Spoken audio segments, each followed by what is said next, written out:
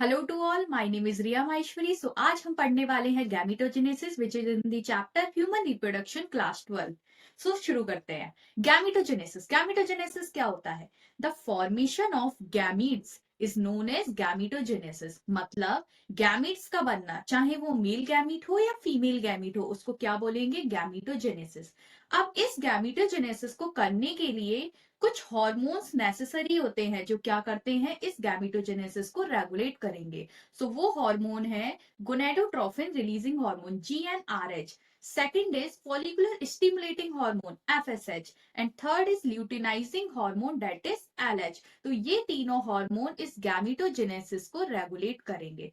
Second is कि vitamin E भी बहुत असेंशियल होता है गैमेटोजेनेसिस के लिए। अगर विटामिन ई की डेफिशिएंसी हो जाए बॉडी में तो स्टेरिलिटी आ जाती है। दैट इज जो गैमीट्स हैं वो अपना वर्क नहीं कर पाएंगे, अपना फंक्शन नहीं कर पाएंगे।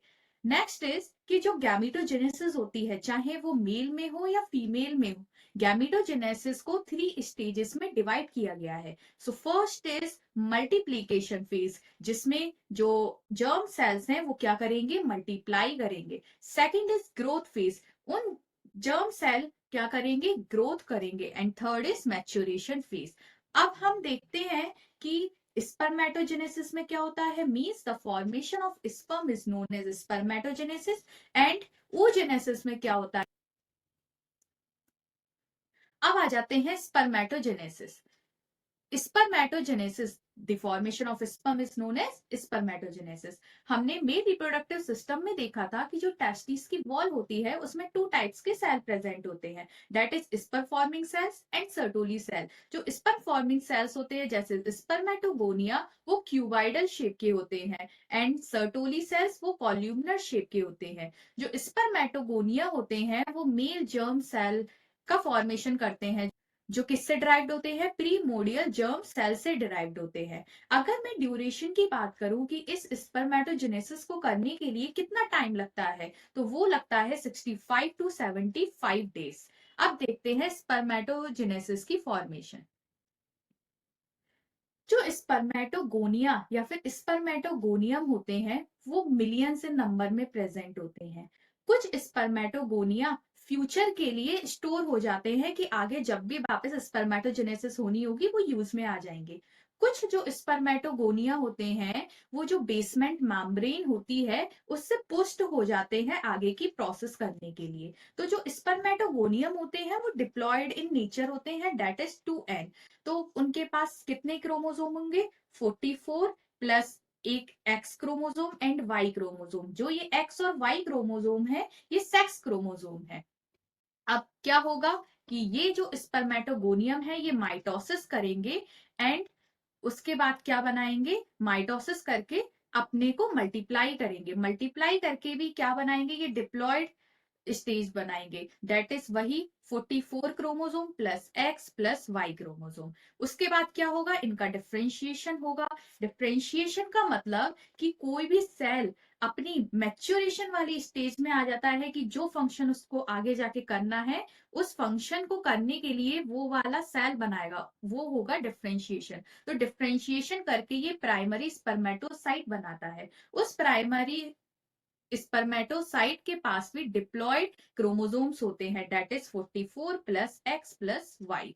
उसके बाद क्या होगा? इसमें मियोसिस फर्स्ट होगी। मियोसिस फर्स्ट की वजह से ये डिवाइड होके हैप्लॉइड क्रोमोसोम का फॉर्मेशन करेंगे, that is 22 plus X 22 plus Y. जो हैप्लॉइड स्पर्मेटोसाइट बने उनको हम सेकेंडरी स्पर्मेटोसाइट्स बोलेंगे। बट जब ये डिवाइड हुए तो इसमें कंप्लीट साइटोकाइनेसिस नहीं हुआ, मतलब कि जो साइटोप्लाज्म है उसका कंप्लीट डिवीजन नहीं हुआ। इसकी वजह से एक साइटोप्लाज्मिक ब्रिज बन गया दो स्पर्मेटोसाइट के बीच में। आगे फिर क्या होगा? इनमें मियोसिस सेकंड होगा। मियोसिस सेकंड होके जो दो स्पर्मेटोसाइट बने थे अब वो कितने बना लेंगे? 4 स्पर्मेटोसाइट्स बना लेंगे। अब उन स्पर्मेटोसाइट को स्पर्मेटोसाइट ना बोल के स्पर्मेटिड्स बोलेंगे। तो ये हो गए 4 स्पर्मेटिड। और किससे अटैच है? साइटोप्लाज्मिक ब्रिज के थ्रू अटैच है। इनका क्रोमोसोम नंबर कितना होगा 22 plus X, 22 plus X, 22 plus Y, 22 plus Y. Spermatids तब तक बोलेंगे जब तक इनमें टेल का फॉर्मेशन नहीं होगा, ओवल इन शेप होंगे। अब ये स्पर्मेटिड्स आगे जाके स्पर्मेटोजोआ डेट इज स्पर्म का फॉर्मेशन करेंगे। उसको फॉर्म करने के लिए जो इसमें एक्सेस साइटोप्लाज्म होगा उसका फेगोसाइटोसिस हो जाएगा। उसी के साथ साथ इनमें टेल का फॉर्मेशन हो जाएगा। उसकी वजह से क्या बन जाएंगे, स्पर्मेटोजोआ बन जाएंगे, डेट इज स्पर्म का फॉर्मेशन हो जाएगा। तो यहाँ पे स्पर्मेटोजेनेसिस कंप्लीट हुआ। अब हम देखते हैं स्ट्रक्चर ऑफ स्पर्म। जो स्पर्म की टोटल लेंथ होती है वो 60 माइक्रोमीटर होती है। उसमें से जो हेड रीजन होता है वो 4 to 5 माइक्रोमीटर का होता है। स्पर्म के बाहर प्लाज्मा मेम्ब्रेन होती है और उसके अंदर न्यूक्लियस प्रेजेंट होता है। स्पर्म की टिप पे कुछ एंजाइम प्रेजेंट होता है जिसको एक्रोसोम बोलते हैं, और उनके पास एंजाइम होते हैं हाइलोरोनिडेज एंड प्रोटीजेस। उसके बाद यहाँ पे दो टाइप्स के सेंट्रियोल प्रेजेंट होते हैं, that is proximal centriole and distal centriole. जो डिस्टल सेंट्रियोल होते हैं वो आगे जाके प्रिंसिपल पीस का फॉर्मेशन करते हैं। बीच में माइटोकॉन्ड्रिया प्रेजेंट होता है। माइटोकॉन्ड्रिया का फंक्शन होता है कि स्पर्म को एनर्जी प्रोवाइड करवाते हैं। ये वाला जो पीस होता है टेल का, इसको प्रिंसिपल पीस बोलते हैं, उसके बाद इसको एंड पीस बोलते हैं। तो ये हो गया स्ट्रक्चर ऑफ स्पर्म। जो स्पर्म होते हैं वो हर दिन अप्रोक्सीमेटली 300 मिलियन फॉर्म होते हैं। इतना याद रखना। अब आगे बढ़ते हैं। आ जाते हैं regulation of reproductive hormone, that is male hormone, कि कैसे जो मेल रिप्रोडक्टिव हार्मोन है उनको रेगुलेट किया जाता है। तो जो हाइपोथैलेमस होता है that is master of master gland, वो गोनाडोट्रोपिक रिलीजिंग हार्मोन को प्रोड्यूस करता है एंड वो एक्ट करता है एंटीरियर पिट्यूटरी पे। एंटीरियर पिट्यूटरी को हम मास्टर ग्लैंड भी बोलते हैं। ये जो एंटीरियर पिट्यूटरी ग्लैंड है ये टू टाइप्स के हार्मोन को रिलीज करता है, that is luteinizing hormone and follicular stimulating hormone. जो फॉलिकुलर स्टिमुलेटिंग हार्मोन है ये सर्टोली सेल पे वर्क करते हैं, एंड जो ल्यूटिनाइजिंग हार्मोन होते हैं वो लीडिंग सेल पे वर्क करते हैं। अगर आपको Leydig cell and Sertoli cell के बारे में और भी जानना हो तो आप मेरी प्रीवियस वीडियो देख सकते हैं, that is male reproductive system. अब लीडिंग सेल एलएच के साथ मिलकर टेस्टोस्टेरोन का प्रोडक्शन करेंगे। Testosterone is the male hormone. अब ये टेस्टोस्टेरोन क्या करेगा, जो सर्टोली सेल ने फॉर्म किया था एंड्रोजन बाइंडिंग प्रोटीन, उसके साथ बाइंड हो जाएगा। जब बाइंड होगा तो और क्या होगा, टेस्टोस्टेरोन और भी ज्यादा अमाउंट में प्रोड्यूस होने लगेगा सेमिनिफेरस ट्यूब्यूल के अंदर, जो क्या करवाएगा, स्पर्मेटोजेनेसिस को करवाएगा। अगर स्पर्मेटोजेनेसिस बहुत ज्यादा होने लगे तो ये क्या करेगा, निगेटिव फीडबैक देगा पिट्यूटरी ग्लैंड को एंड हाइपोथैलेमस को। तो अगर एक्सेस स्पर्मेटोजेनेसिस हो गया तो क्या होगा, एक हार्मोन रिलीज होगा जिसका नाम है इनहिबिन, और वो इनहिबिन हार्मोन निगेटिव फीडबैक देगा एंटीरियर पिट्यूटरी को एंड हाइपोथैलेमस को।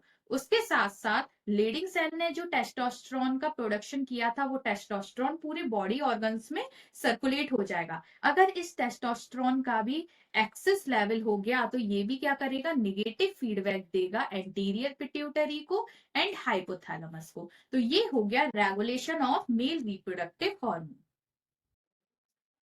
आते हैं oogenesis। oogenesis क्या था, the formation of ova is known as oogenesis। अब ये जो ओवा होता है ये किससे डेवलप होता है, oogonia से डेवलप होता है, जो ओवरी के कॉर्टेक्स रीजन में प्रेजेंट होता है। अब ये जो ओवा होता है ये बहुत सारे सेल से सराउंडेड होता है जो उसके लिए एक स्ट्रोमा फॉर्म करते हैं। यही स्ट्रोमा सेल ग्राफियन फॉलिकल का फॉर्मेशन करेंगे जो ओवा के सराउंड रहते हैं एंड उसको न्यूट्रिएंट प्रोवाइड करते हैं, उसी के साथ साथ उसको प्रोटेक्ट करते हैं। अब हम सबसे पहले देखते हैं कि जो ग्राफियन फॉलिकल है वो कैसे बन रहा है। तो जब फॉलिकल्स का फॉर्मेशन होता है तो उसको फॉलिकुलर जेनेसिस बोलते हैं। अब सबसे पहले हम फॉलिकुलर जेनेसिस देखते हैं, उसमें बहुत सारी स्टेजेस आती है। तो सबसे पहले जिसका फॉर्मेशन होता है वो है प्राइमोडियल फॉलिकल। जो प्राइमोडियल फॉलिकल है अंदर क्या थे, वही प्राइमरी oocyte थे। प्राइमरी oocyte के बाहर सेल क्या होते हैं, कलेक्ट हो जाते हैं, और वो कौन से सेल होते हैं, स्ट्रोमल सेल्स होते हैं। वो stromal cell flat follicular cells होते हैं। अब आगे जाके ये flat follicular cells columnar shape में कन्वर्ट हो जाएंगे, तो फॉलिकुलर सेल्स बिकम कॉल्यूमनर। अंदर वही प्राइमरी oocyte प्रेजेंट है। आगे जो सेकंड स्टेज है वो है प्राइमरी फॉलिकल। अब इस स्टेज में क्या होगा, अंदर तो वही प्राइमरी oocyte है, बाहर क्या होगा, वही फॉलिकुलर सेल्स क्या करेंगे, डिवाइड होने लगेंगे, और वही कॉल्यूमनर सेल कैसे हो जाएंगे, ग्रैनुलीज में कन्वर्ट हो जाएंगे। तो ये जो ग्रैनुलीज में कन्वर्ट हो गए, उस साइड के बाहर जो मैम्ब्रेन बनाई, इसको क्या बोलेंगे, मैम्ब्रेन ग्रैनुलोसा बोलेंगे। Third is secondary follicular. Secondary follicle में क्या होगा, जो ग्रैनुलोसा सेल्स सराउंडेड थे प्राइमरी oocyte के अराउंड, तो वो क्या करेंगे, उनमें से कुछ ग्रैनुलोसा सेल एक्सपेंड करेंगे और कंडेंस हो जाएंगे, और वही कंडेंस होके थीका फॉलिकुलाई बना लेंगे। ये थीका फॉलिकुलाई की 2 लेयर्स बन जाएंगी। जो अंदर वाली लेयर होगी उसको थीका इंटरना बोलेंगे, जो बाहर वाली लेयर होगी उसको थीका एक्सटर्ना बोलेंगे। जो थीका इंटरना होती है वो एक हार्मोन प्रोड्यूस करती है, दैट इज ईस्ट्रोजन। एंड जो थीका एक्सटर्ना होती है वो एक फाइब्रस लेयर होती है। अब हम आगे बढ़ते हैं। टर्शरी फॉलिकल में बाकी सारी चीजें सेकेंडरी फॉलिकल जैसी थी, बस चेंज ये आएगा कि अंदर के जो ग्रैनुलोसा सेल्स होते हैं वो कंटिन्यूअस डिवाइड होते रहते हैं और बीच में एक स्पेस बना लेते हैं। उस स्पेस को बोलते हैं एंट्रम। ये जो एंट्रम होती है ये फ्लूइड फिल कैविटी होती है। मतलब ये वो स्पेस है जिसमें क्या फिल है, फ्लूइड फिल है। अब आगे बढ़ते हैं। लास्ट इज मैच्योर फॉलिकल, और अब इसने क्या बना लिया, ग्राफियन फॉलिकल बना लिया। बाहर वही थीका एक्सटर्ना, अंदर थीका इंटरना। अभी अभी हमने पढ़ा थीका इंटरना क्या बना रही है, थीका इंटरना एक हार्मोन प्रोड्यूस कर रही है, दैट इज ईस्ट्रोजन। उसके बाद ये मैम्ब्रेन ग्रैनुलोसा हो गई, जो बीच में फ्लूइड फिल कैविटी है उसको एंट्रम बोल रहे थे। ये हो गया सेकेंडरी oocyte। सेकेंडरी oocyte के बाहर एक प्रोटीन की लेयर होती है जिसको जोना पेल्यूसिडा बोलते हैं। अब क्या होता है कि जब फीटल ओवरी होती है उसमें मिलियंस ऑफ फॉलिकल्स प्रेजेंट होते हैं, बट जब क्या होता है, बर्थ से प्यूबर्टी वाली स्टेज आती है तो बहुत सारे जो फॉलिकल्स होते हैं वो डिजनरेट हो जाते हैं। तो वही डिजनरेशन ऑफ फॉलिकल को बोलते हैं फॉलिक्यूलर एट्रेसिया। याद रखना, फॉलिक्यूलर एट्रेसिया। अब लास्ट में केवल 450 एग का प्रोडक्शन होता है पूरे फीमेल की एंटायर रिप्रोडक्टिव लाइफ में। अब हम आगे बढ़ते हैं। अभी हमने देखा था फॉलिक्यूलोजेनेसिस, जिसमें किसका फॉर्मेशन हो रहा था, फॉलिक्यूल्स का फॉर्मेशन हो रहा था। अब हम देखेंगे oogenesis कि oogonia कैसे डिवाइड करके ओवा का फॉर्मेशन करता है। तो सबसे पहले हम इसमें 3 स्टेजेस में देखते हैं कि फीटल लाइफ में क्या हो रहा है, प्यूबर्टी के बाद क्या हो रहा है, या फिर प्यूबर्टी के टाइम क्या हो रहा है, और फर्टिलाइजेशन के टाइम क्या हो रहा है। तो सबसे पहले फीटल लाइफ के टाइम में देखते हैं। फीटल लाइफ के टाइम में oogonia था। oogonia कैसा था, डिप्लॉयड क्रोमोसोम थे उसके पास, दैट इज 2n नंबर था उसके पास। अब ये क्या करेगा, मियोसिस फर्स्ट करेगा। मियोसिस फर्स्ट करके ये प्राइमरी oocyte बनाएगा। बट ये प्रॉपर मियोसिस फर्स्ट मतलब पूरी तरीके से मियोसिस फर्स्ट नहीं करेगा। जो मियोसिस फर्स्ट का प्रोफेज है उसकी भी जो डिप्लोटीन स्टेज है उसमें जाके ये अरेस्ट हो जाएगा। अरेस्ट होने के बाद जब प्यूबर्टी वाली स्टेज आएगी तब जाके मियोसिस फर्स्ट कंप्लीट होगा, और मियोसिस फर्स्ट जब कंप्लीट होगा तो क्या बनेगा, एक सेकेंडरी oocyte बनेगा और एक पोलर बॉडी बनेगी। ये पोलर बॉडी आगे जाके डिवाइड हो भी सकती है या नहीं भी हो सकती है। ये जो पोलर बॉडी होती है ये साइज में बहुत छोटी होती है, बट जो सेकेंडरी oocyte होता है वो साइज में बड़ा होता है in comparison to polar body. अब क्या होगा, ये सेकेंडरी oocyte का ओव्यूलेशन होगा। ओव्यूलेशन मतलब जो फॉलिक्यूल के अंदर सेकेंडरी oocyte था तो फॉलिक्यूल क्या होंगे, रप्चर हो जाएंगे। रप्चर होने के बाद जो सेकेंडरी oocyte है वो ओवरी से बाहर निकल जाएगा, उसी को क्या बोलेंगे, ओव्यूलेशन बोलेंगे। बट क्या होगा कि ओव्यूलेशन हो रही थी, ओव्यूलेशन होने के बाद ये जो सेकेंडरी oocyte था ये मियोसिस सेकंड के मेटाफेज सेकंड स्टेज में अरेस्ट हो जाएगा। उसके बाद ओव्यूलेशन हो गया। अगर फर्टिलाइजेशन हुआ मतलब स्पर्म आया, स्पर्म के साथ ये सेकेंडरी oocyte फर्टिलाइज हुआ, तो क्या होगा, जो मियोसिस सेकंड के मेटाफेज स्टेज में अरेस्ट हो गया था ये सेकेंडरी oocyte, वो क्या होगा, वो मियोसिस सेकंड को अपना पूरा कंप्लीट कर लेगा। जब कंप्लीट करेगा तो क्या बनाएगा, एक oocyte बनाएगा और क्या बनाएगा, सेकंड पोलर बॉडी बनाएगा। ये सेकंड पोलर बॉडी आगे जाके डिवाइड हो भी सकती है और नहीं भी हो सकती है।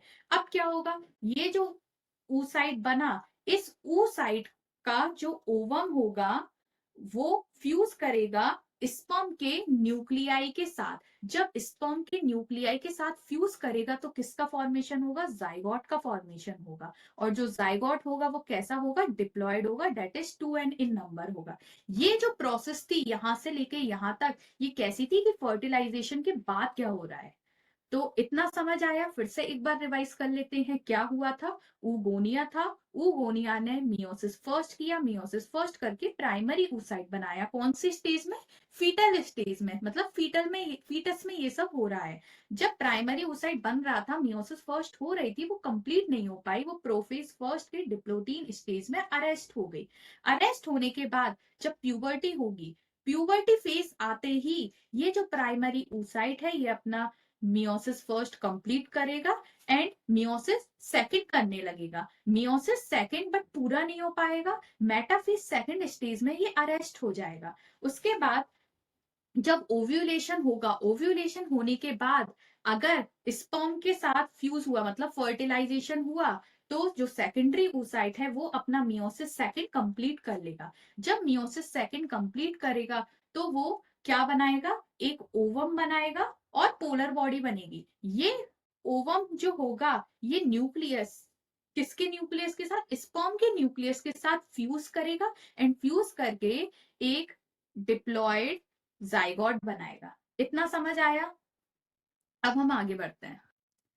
अब देखो, हमने यहां तक पढ़ लिया था कि क्या हुआ था, ओव्यूलेशन हुआ था। ओव्यूलेशन क्या था कि जो फॉलिकल था, ग्राफिक फॉलिकल था, उसका रप्चर हुआ था। रप्चर होने के बाद जो सेकेंडरी oocyte है वो ओवरी से बाहर निकल गया था। जब ओवरी से बाहर निकलने के बाद जो रप्चर्ड ग्राफियन फॉलिकल बचा, उसने क्या बनाया, कॉर्पस ल्यूटियम बनाया। ये जो कॉर्पस ल्यूटियम होता है, ओव्यूलेशन होने से पहले जो अंदर की फॉलिकल की साइड होती है वो कैसी होती है, ए वस्कुलर होती है। ए वस्कुलर का मतलब कि इसमें ब्लड वेसल्स नहीं होगी। बट जैसे ही ओव्यूलेशन होता है उसके बाद जो रप्चर्ड ग्राफियन फॉलिकल है उसके अंदर ब्लड वेसल्स ग्रो करने लगती हैं। जब वो ग्रो करेंगी तो उसमें क्या होगा, ब्लड फिल हो जाएगा। उस फिल होने की वजह से अब उस कॉर्पस ल्यूटियम को हम कॉर्पस हेमोरेगियम बोलेंगे। ये इनिशियल स्टेज होती है कॉर्पस ल्यूटियम की। तो पहले क्या बनेगा, कॉर्पस हेमोरेगियम बनेगा, उसके बाद क्या बनेगा, कॉर्पस ल्यूटियम बनेगा। इस कॉर्पस ल्यूटियम में क्या होगा, जो ग्रैनुलोसा सेल्स होते हैं वो प्रोलिफरेट करने लगेंगे और प्रोलिफरेट होने के बाद वो येलो कलर के हो जाएंगे। अब वो येलो कलर के क्यों हो जाएंगे, येलो कलर के इसलिए हो जाएंगे क्योंकि उसमें क्या होने लगेगा, एक पिगमेंट होता है जिसका नाम होता है ल्यूटीन। तो ल्यूटीन का एक्यूमुलेशन, मतलब ल्यूटीन क्या होगा, उसके अंदर इकट्ठा होने लगेगा। उस इकट्ठे होने की वजह से उस कॉर्पस ल्यूटियम का कलर येलो कलर का हो जाएगा। ये जो ल्यूटीन होता है ये बहुत इंपॉर्टेंट होता है क्योंकि ये एक हार्मोन सिक्रीट करता है जिसका नाम है प्रोजेस्ट्रोन। ये जो प्रोजेस्ट्रॉन होता है ये बहुत इंपॉर्टेंट होता है क्योंकि ये प्रेगनेंसी को स्टेबल करवाएगा। उसके साथ साथ जो यूट्रस की सबसे अंदर वाली लेयर थी, डेट इज एंडोमेट्रियम, उसको भी स्टेबलाइज करेगा। स्टेबलाइज इसलिए करेगा कि आगे जाके यहाँ पे क्या हो सके, इम्प्लांटेशन हो सके। तो जो कॉर्पस ल्यूटियम था उसमें जो ल्यूटीन सेल्स थे वो क्या सिक्रीट कर रहे थे, प्रोजेस्टेरोन। उसके साथ साथ जो कॉर्पस ल्यूटियम होता है वो कुछ अमाउंट में ईस्ट्रोजन भी सिक्रीट करता है। अब हम देखते हैं फेट ऑफ कॉर्पस ल्यूटियम कि कॉर्पस ल्यूटियम का क्या होगा आगे जाके। अब हम यहाँ पे दो कंडीशन लेते हैं। अगर फर्टिलाइजेशन हुआ तब उस कॉर्पस ल्यूटियम का क्या होगा, अगर फर्टिलाइजेशन नहीं हुआ तब उस कॉर्पस ल्यूटियम का क्या होगा। तो सबसे पहले हम केस लेते हैं कि फर्टिलाइजेशन नहीं हो रहा है। तो फर्टिलाइजेशन जब नहीं होगा तो वो जो कॉर्पस ल्यूटियम होगा वो 9 डेज बाद डिजेनरेट होगा। कब के 9 डेज बाद, जब वो फॉर्म हुआ उसके 9 डेज बाद, डेट इज मेंस्ट्रुअल साइकिल के 23rd डे पे। तो वो कॉर्पस ल्यूटियम डिजेनरेट होके क्या बना लेगा, कॉर्पस एल्बिकन बना लेगा। ये जो कॉर्पस एल्बिकन होता है ये व्हाइट बॉडी होती है, मीन्स व्हाइट कलर का होता है। अब आते आते हैं सेकंड केस पे कि अगर फर्टिलाइजेशन हो जाए तब क्या होगा। अगर फर्टिलाइजेशन हो गया तो ये जो कॉर्पस ल्यूटियम है ये पूरे के पूरे 9th मंथ के लिए स्टेबल हो जाएगा। किसकी हेल्प से? एक हार्मोन की हेल्प से, that is human chorionic gonadotropin, that is HCG. तो यहाँ पे हमारा गैमीटोजेनेसिस कंप्लीट हुआ। Thank you.